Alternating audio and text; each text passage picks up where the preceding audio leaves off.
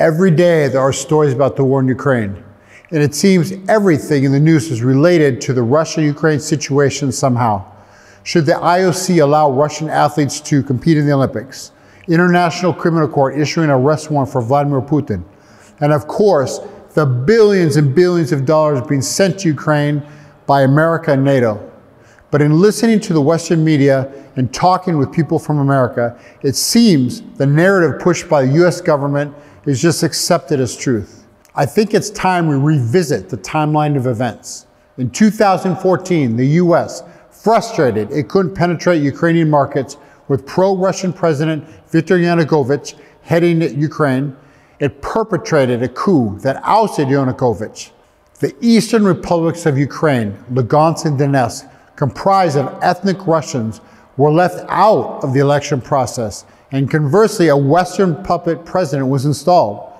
Wanting to retain their identity and values, both Donetsk and Lugansk held referendums allowed under the Ukrainian constitution and voted for independence.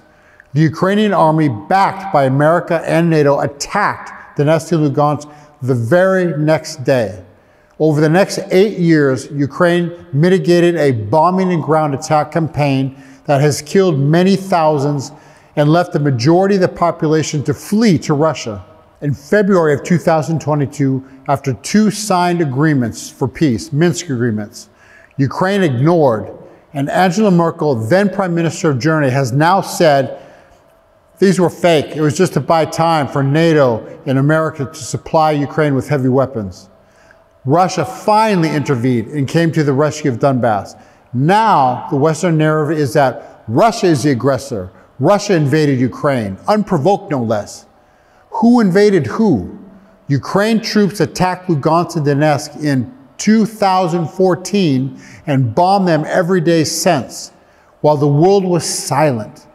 I'm not so great at math, but I know 2014 came a long time before 2022. So who invaded who?